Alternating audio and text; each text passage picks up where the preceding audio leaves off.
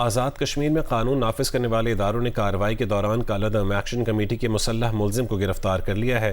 Security forces की कार्रवाई में रावला कोर्ट से गिरफ्तार मुलजिम जुहेब से अमरीकी साख्ता राइफल बरामद की गई है। मुलजिम ने इंकशाफ किया है कि कालादम एक्शन कमेटी की जानिब से रेंजर्स और पुलिस के जवानों को मारने पर इनामी रकम मुख्तस की गई है। एक वीडियो कालादम एक्शन कमेटी के शरपसंद हथियारों के साथ वाज़ेह तौर पर दिखाई दे रहे हैं।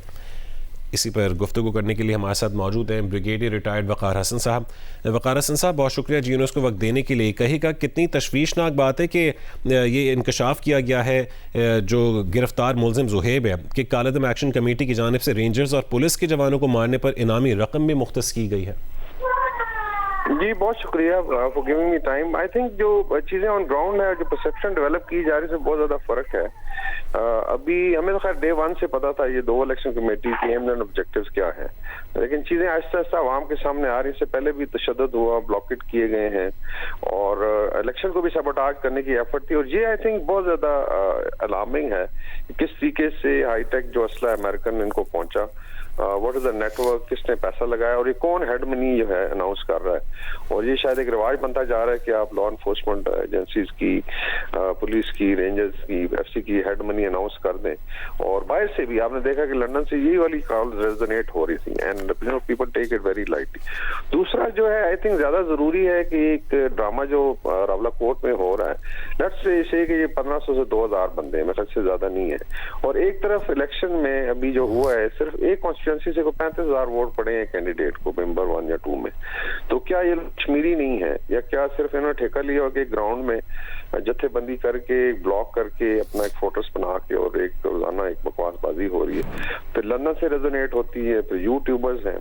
सो आई थिंक इसके अंदर काफी सारा जो एजेंडा है वो क्लियर हो रहा है। भारत तो डेफिनेटली जहां स्पेस क्रिएट होगी केओस की, कोई टेररिज्म होगा या इस तरह की लेट्स से कैंपेन चलती है, उसमें अपना हिस्सा डालेंगे। गोदी मीडिया कल से लगा हुआ है, ये हो गया, वो हो गया। ये बड़ा जरूरी है कि ओवरऑल आई थिंक पर्सपेक्टिव आवाम के सामने भी रखा जाए। आफ्टर ऑल अगर 38 लाख वोटर्स हैं आजाद जम्मू कश्मीर के और इस इलेक्शन में 50% भी पड़ता है वोट, तो इसका मतलब 19 लाख के करीब लोग वोट करेंगे। कुछ तो कर चुके हैं मीरपुर में। तो क्या ये लोग जो है कश्मीरी जो है 19 लाख, इनकी आवाज ज्यादा स्ट्रॉन्ग है, या ये 1,500 बंदा जो टाइम 500 होता है, 600 होता है, फिर आते जाते रहते हैं। So I think that is very important कि जो आप बिल्ड करते हैं मीडिया पे और जो ऑन ग्राउंड है, और अगर इस तरीके से जत्थेबंदी करनी है, उन्होंने असला लेके आना है और फिर इंसाइट करना है, बेसिकली आप इंसाइट कर रहे हैं कि खून खराबा हो, उसके अंदर कुछ नैरेटिव बन जाए। 1 महीने से आपने एक ड्रामा रचाया हुआ है जो टोटली रिजेक्ट हो गया। Yes, there was an impact on voting में, लास्ट टाइम 62% था, आई थिंक 2021 में, इस दफा शायद उससे 5-10% कम हो जाएगा, बट अदरवाइज तो लोग निकले हैं, वोट कर रहे हैं, पीपल हैव रिजेक्टेड देम।